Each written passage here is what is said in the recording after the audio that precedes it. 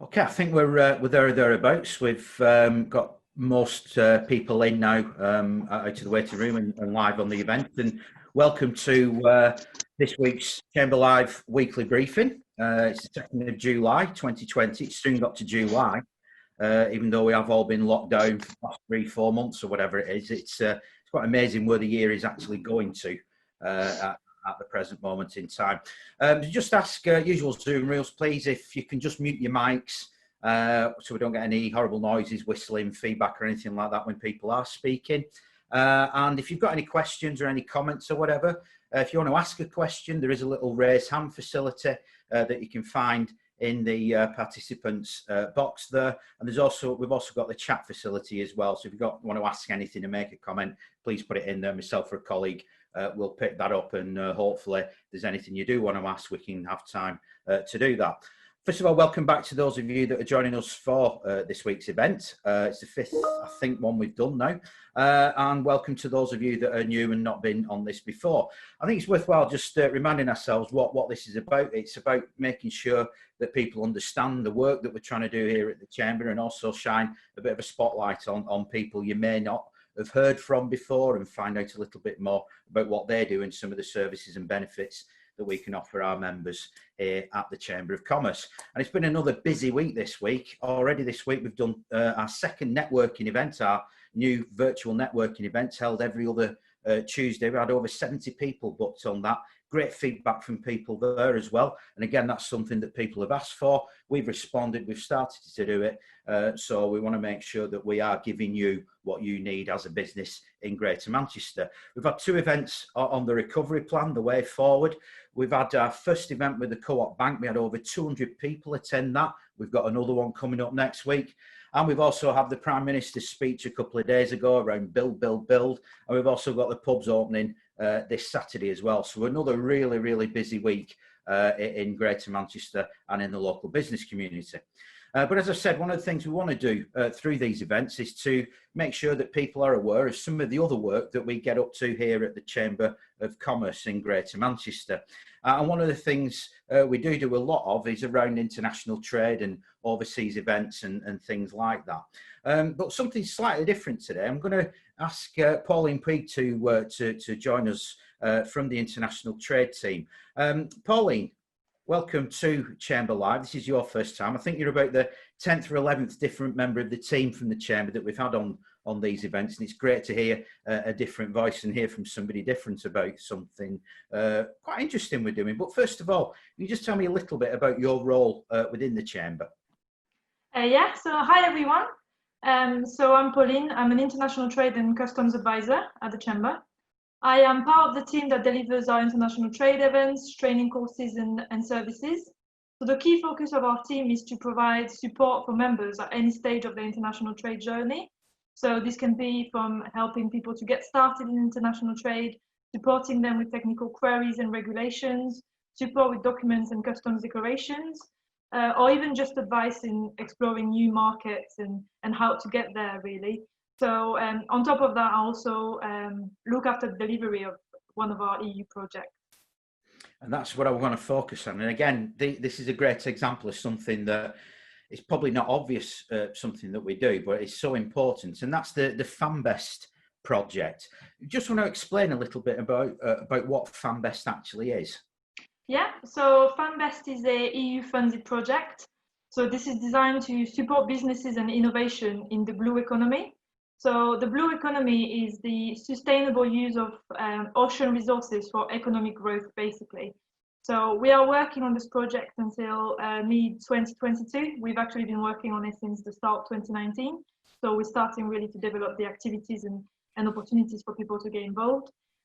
We're working with a wide range of partners across the Atlantic area in the European Union. So we've got partners that are universities, we've got Institute of Technology, innovation centers, or even crowdfunding companies. So a wide range of expertise and support available to the companies that we want to engage with as part of this project. Together, basically, we aim to develop a support network of public and private entities to improve the financial opportunities, but also help develop and promote entrepreneurship and innovation in this sector. That's great. And what sectors in particular does the blue economy cover? I mean, it's a phrase people may not have heard of before and may be a little bit unsure about it. And also, can you tell us about some of the companies that you've actually worked with on the project?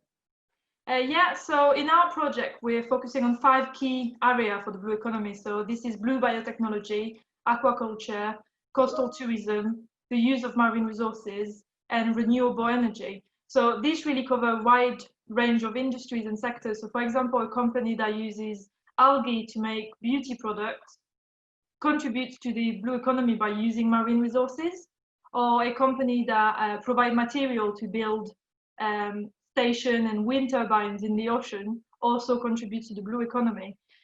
So it's quite a big industry, a big economy. It's responsible for 5.4 million jobs and 500 billion euros every year. So until the last few years, we haven't really seen a focus on this industry, on this economy. So it's really something that has been pushed in the last few years by the European Union. There's a number of projects now focusing on this. There's one company that was really interesting that we worked with for an event that we did in November at the Chamber. So it was about innovation in the blue economy, and we worked with this small company in Exeter. So they're introducing innovative and sustainable solutions to the fishing industry. So they developed a technology where they use LED lights on fishing nets to help fishermen attract the right kind of fish. So they've done some research and identified what light attract what kind of fish, and make sure it's fish that are mature enough. Basically, that makes sense. So thanks to that, the fishermen that are using those fishing nets, they've reduced bycatch by something like 90%. So it's protecting the ocean and the sustainability of the industry of the fishing industry. But what was interesting about our company as well is they told us about the difficulty they had with finding the funding and the finance to do that research, and they had to do a crowdfunding campaign. They had to go through a number of European projects or work with European companies that were able to support them in that research, because the traditional system was quite hard for them to get the funding to do the research. Okay. Sharon has just asked a question. The 5.4 million jobs, I presume that's through the whole of Europe? Yes, Europe. Yeah. That's quite good, and a really great example there of new technology to help use.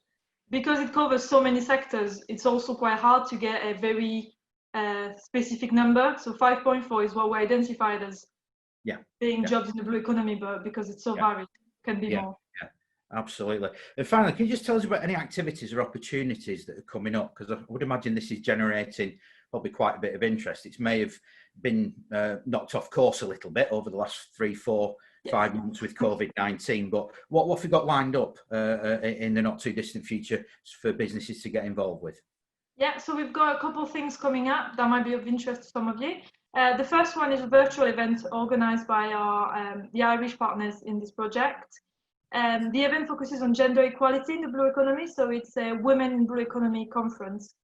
It's an issue that we identified when we were doing the proposal, and it's also something that the European Union is trying to push through these projects. So now it's one of the objectives of the project to promote women entrepreneurship in the sector. The second activity is an online training program that's currently being designed. It aims to improve knowledge on financing, but also on business practices for startups, but also bigger businesses in the blue economy. And we currently have a call to tender open until the 10th of July. The whole call to tender has got a budget of over €70,000, sorry, for companies that would be able to deliver and develop training material. So the training can be on business planning, marketing, scaling up, access to finance, and a couple of others. So I'll send you the link, Chris, so we can share it with everyone in case someone would like to participate in this. Yeah, that's excellent. And again, when we first heard about this project at the Chamber, and again, blue economy, what does that mean? And all of a sudden you realise it is an absolutely huge thing, and I can see this gaining momentum really over the next few months things get a little bit more back to normal and people look for new opportunities and also important growth areas as well. So, Pauline, thanks very much for that insight. And again, another example there of something that's not immediately obvious or in the headlines, but something that we're involved with. And what we're trying to do there is obviously make sure our members can take an active part within that as well, which I'm sure you'll agree is a fantastic sounding project. So, Pauline, thank you very much for that. I'm now going to turn over and we're going to start to focus a little bit on membership today. And again, we've got another first-time speaker presenter today on Chamber Live, and that's Annie Platts from the membership team. So, Annie, welcome to Chamber Live. Hello. Hi, everyone. Okay. Could you just explain a little bit about your role and responsibilities that come with that? Yeah, so I'm a regional membership manager, which means I deal with a lot of elements of membership. So from speaking to prospective members that are looking to join the Chamber and want to know what can benefit them, to helping with events, and then account managing the existing members as well. Okay. And we represent all 10 regions within Greater Manchester, and that's really important to us. What areas do you particularly cover, and how do you find working in those areas? What are the particular challenges? Yeah, so I cover Bury, Rochdale and Oldham, and I also live over this way, which really helps to get to know the area, I feel. The three brilliant regions are full of like community spirit and real independence and pride of where the businesses come from. So that's played a huge factor in sort of working with those businesses and what they want from membership.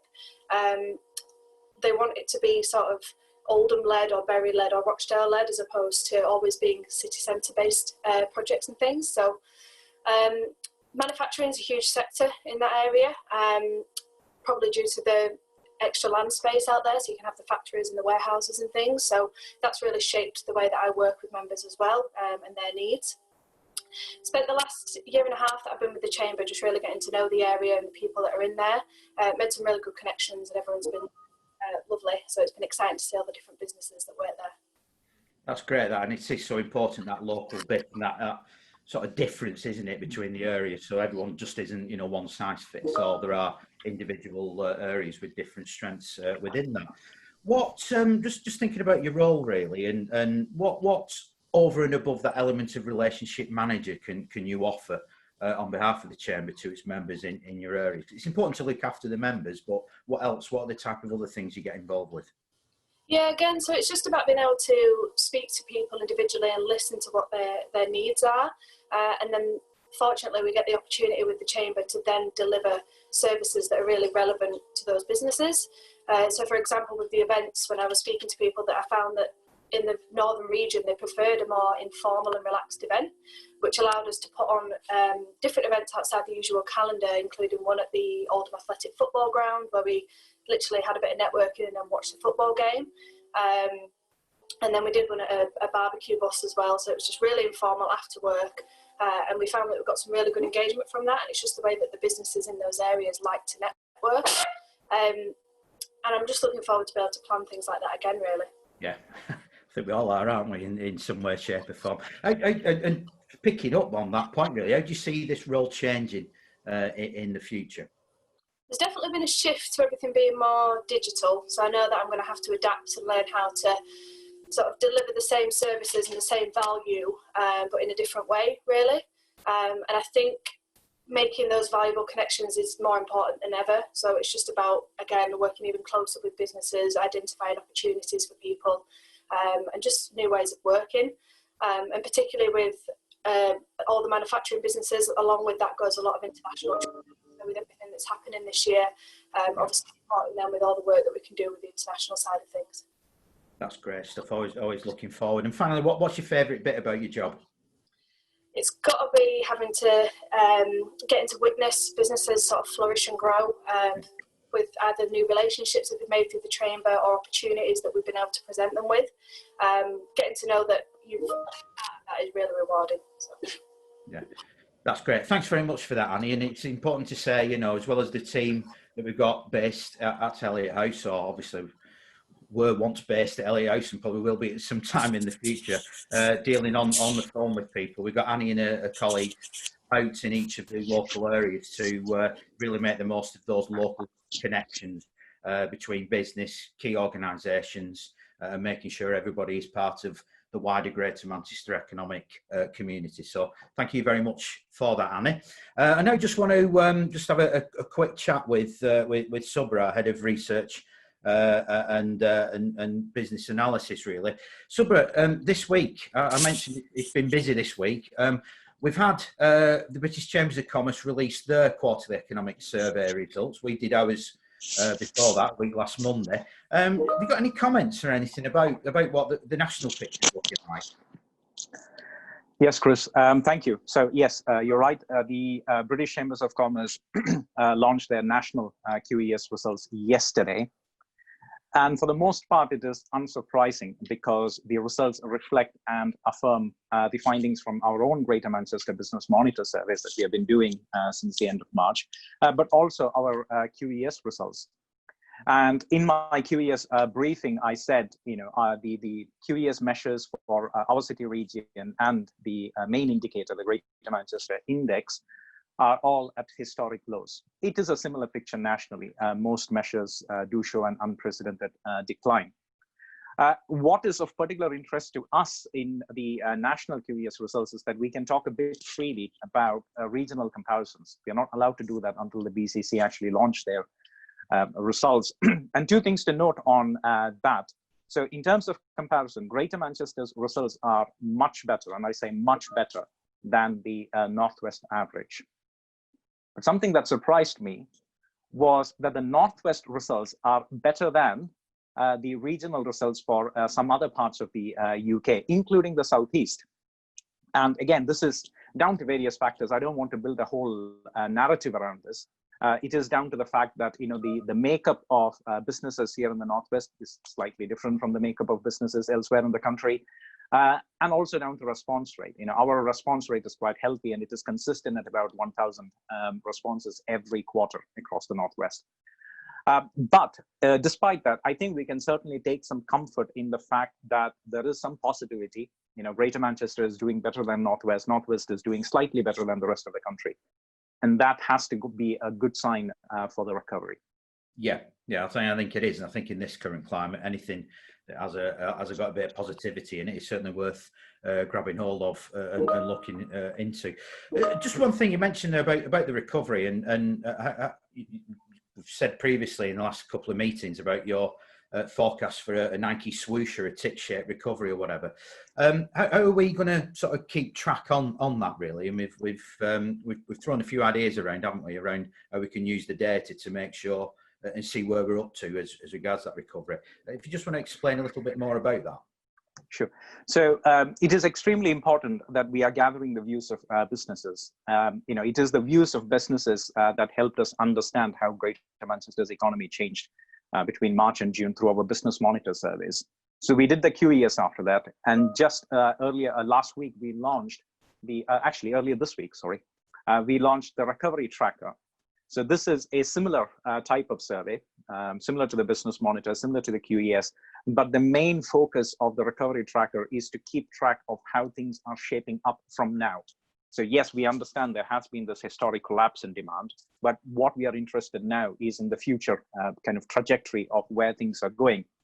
And just before Chamberlain, I had a quick look at the earlier results. So we have had about 25, 30 responses so far.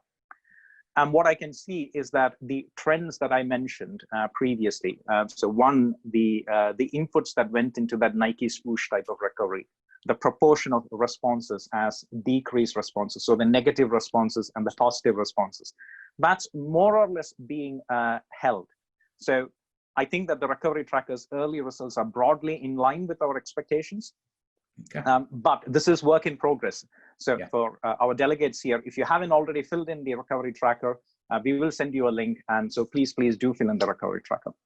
Yeah, absolutely crucial. And I just want to go back to last week's event, because you were on it briefly at the start and then had to leave because you were needed elsewhere. You're on a call, weren't you, with British Chambers of Commerce and a couple of civil servants from various government departments. Is there anything you can share from that call? Because again, I think this is important from that point of view of finding out what our members are saying and then telling it to other people to say, this is what we need from you. These are the concerns of business.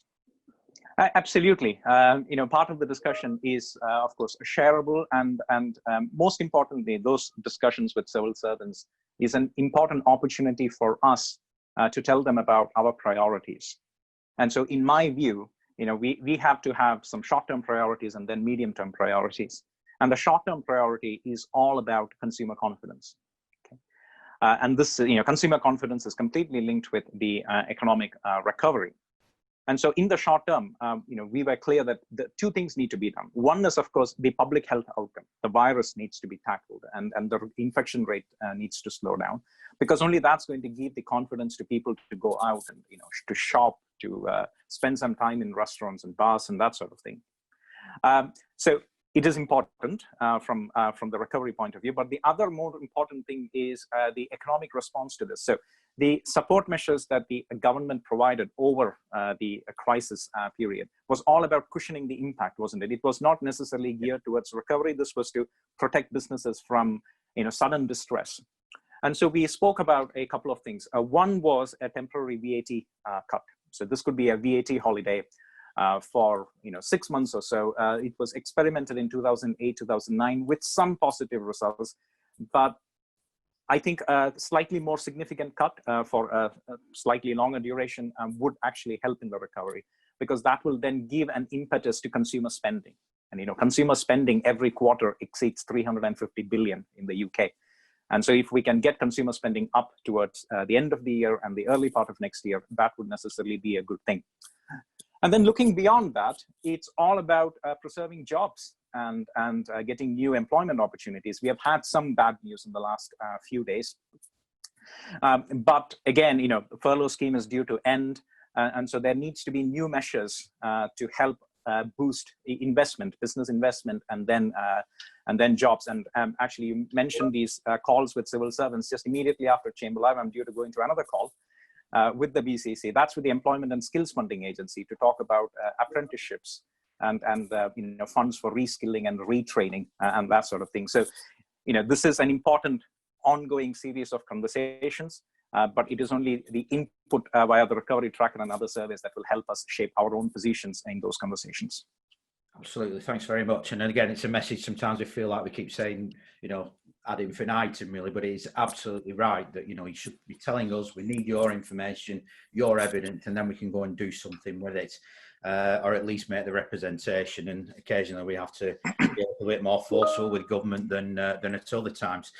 So that's our presentations and speakers over with for today. We've just got a few more minutes. If anybody has got any questions, I'm keeping an eye on the Jobs Outlook reports, because obviously I contribute to them, and that goes to kind of central government, and I am consistently seeing week on week more and more jobs being advertised and coming through the network. So I do know that it's going to take a long time to recover, and we're nowhere near where we were pre-pandemic, but there is positive movement. It is going in the right direction. So I don't think it's going to be completely doom and gloom. It's not pretty, but it's not totally, ugly either, is the only way I can put it.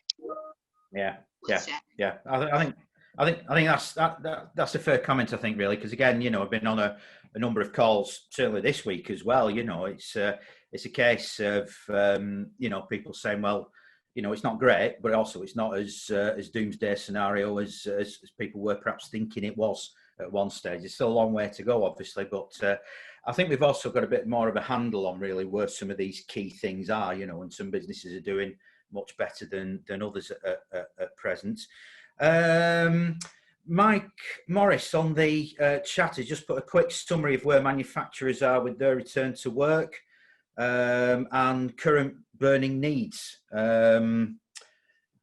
Annie, he's asked you for that, whether you want to add anything into that. Of course, up in North Manchester, we've got a huge amount of manufacturers, or one maybe for Subra to join in on. Anything coming out from manufacturers you're speaking to? From most that I spoke to, a lot of them didn't ever really shut production fully. It was just kind of adapting to the social distancing and ways of working. But yeah, Subra's probably got a better insight as well. Yeah. Subra, is there anything you want to add to that? Yeah, just on that outlook, I think it will be the manufacturing sector that will probably recover the fastest in this, because it is not a sector that has completely ground to a halt in the recovery. And so any pent-up demand that was there before the pandemic levels will quickly come in. And equally, as I just posted a message on the chat, at about 2 o'clock, we got the latest results from the US about employment statistics. And that shows that the unemployment rate fell sharply in the month of June. Now, it may change because, in the last kind of 5 or 6 days, we have had a sudden spike in the infection rates in the US. So things may change slightly. But here's the important thing. If we can keep the public health outcome foremost, then, as Sharon said, recovery is not far away. No, I think it's good. And I think, from my point of view and what I'm hearing from the sector as well, I think it is that. And again, something else I keep saying, I'm going to get a tape made of all these sayings I keep coming up with and just put them on autoplay. I think business hasn't shut down. The talk you see in the media and even from government and everything, it's about, restarting the economy. And one thing, the economy hasn't stopped. It's still going on, but it's just being delivered in a different way. And yes, the economic activity isn't as much as it was 4 or 5 months ago, but it's still carrying on. And I think it's those things we need to concentrate on. Just going back to your point, Mike, around the burning issues and things. I think, to be quite honest, I think they're probably the same ones that maybe existed before COVID-19, around skills, employing the right people into the right jobs. The challenge of, Industry 4.0, what does that mean, technology, and all the rest of it. I think they're there. I think the difference is, though, there's probably maybe some more acute issues now beginning to come out that are forcing the attention onto those issues and making them seem maybe a little bit worse than they were before. But obviously, I think a lot of those issues are still around, and that's something we need to be looking at as an organisation and a business community, to say, don't just look at what we need to do that's happened over the last 3 or 4 months. Let's go back and sort things out that have been there for a much longer time. So that's, front in some of our thinking about what our recovery plans need to be for Greater Manchester. Great, thanks, Chris. Okay, no problem, Mike. Industry 4.0 as well will be massive for manufacturing organisations. Productivity is where they're going to have to really focus on moving forward, from what I'm getting from the people that I'm speaking to, because when you've taken such a downturn in output, and you don't have the numbers, the headcount numbers to be able to deliver, and whether that's because of the supply chain or not, productivity has to be a focus, and that's where your technology comes into play to increase productivity without necessarily increasing cost or potentially headcount. Yeah, absolutely.